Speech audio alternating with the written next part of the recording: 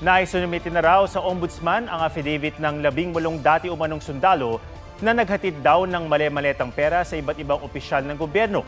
Isa naman sa itinuturong nasa likod umano nila, si dating Congressman Mike Defensor. May report si Joseph Moro.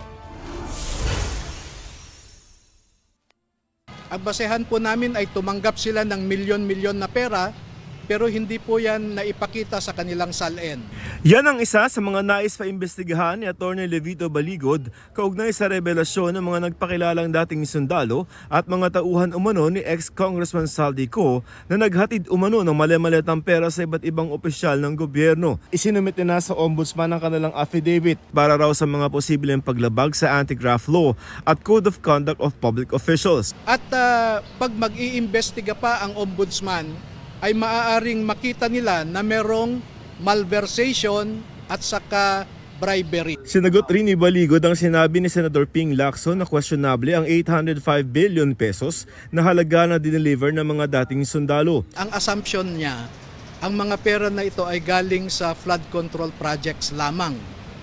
Marami pong ibang pinanggagalingan, Department of Agriculture, Department of Environment, yung mga reforestation program. Meron tayong irrigation projects na maraming ghost dyan. Bukod rito, kasama rin sa isinumiting affidavit ang pakipagtulungan umano ng pamahalaan sa ICC investigators. Gate ng mga dating sundalo nakipagpulong umano sa ICC investigators si dating Justice Secretary at kay Ombudsman Jesus Crispin Remulla sa kanyang bahay. Sinusubukan pa namin makuha ang panig ni Remulla. Kabilang din sa mga alegasyon ng pagsagot umano ni Ko at dating Senador Antonio Trillanes sa gastusin ng mga ICC investigators na pumunta sa Pilipinas. Nauna nang itinanggi ni Trillanes sa mga paratang. Itinanggi rin niya ang aligasyon ng ipagpulong ng mga ICC investigators sa kanya at iba pang opisyal ng gobyerno. Ako, definitively, sinasabi ko na walang binigay na pera sa akin, walang ako natanggap na pera para sa ICC man o kung para saan. Binigay daw sa ICC. So, paano nilabas ng taga-ICC yung $2 million? Bagahin ng ICC, hindi pera yon. Alam natin na bawal ka maglagay noon kasi makukuha yun. Ang intention dito is to sabotage the whole ICC proceeding. Ang Office of the Prosecutor ng ICC, sinabi ang kanilang mga aktibidad ay pinopondohan ng budget ng ICC na aprobado ng ICC Assembly of States Parties. Saklaw din daw ng budget na ito ang mga gastusin ng OTP prosecution at mga investigation activity alinsunod sa mga financial rules and regulations ng ICC. Confidential daw ang pangalan ng kanilang mga staff pati na mga saksi, institusyon o organisasyon na kanilang kinausap. Mahalaga raw ito para maprotektahan ang integridad ng investigasyon at ang kaligtasan ng mga biktima, saksi pati na ang kanilang mga staff. Pinangalanan ni Trillanes ang isa sa mga nasa likod umano ng revelasyon ng mga dating sundalo. Meron ng mga nakakita ng mga plate numbers ng mga sasakyan na ginamit ng mga dating sundalo papunta at paalis ng presscon.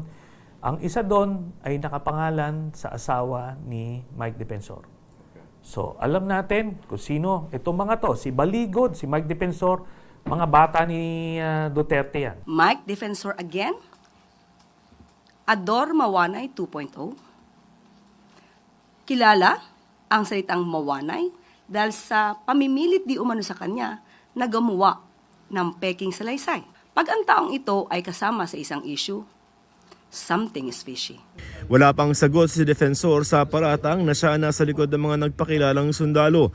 Pero tugon niya kay Castro sagutin ang issue at huwag ilihis. Sa aligasyon naman binibigyan siya ng pera tuwing may meeting sila ni Ko, nilinaw ni COMELEC Chairman Erwin Garcia na bagamat abogado siya dati ni Ko, hindi na niya ito nakapulong mula nang maupo sa COMELEC. After nung ma-appoint ako, wala na po ako mga meetings. Si National Security Advisor Eduardo Año sinabing maaaring bahagi ito ng destabilisasyon dahil nataon ito sa mga pagdinig sa ICC, anibersaryo ng EDSA at ang plinano raw na one-time, big-time na kilos protesta. Kinundi na rin niya ang mga akusasyon dumalo siya sa isang pulong sa loob ng Polo Club Townhouse pati na ang paratang ng pagtanggap niya ng paper bag. Tinawag namang panis at sarswela ni dating Quadcom Chairman Robert Ace Barbers ang aligasyon na hindi naman daw pirmado. Sabi naman ng Ombudsman dadaan sa proseso ng evaluation ng affidavit. Susuriin daw nila ang kredibilidad ng mga sumumpa rito maging ang inihaharap nilang mga ebidensya. Joseph Morong nagbabalita para sa GMA Integrated News.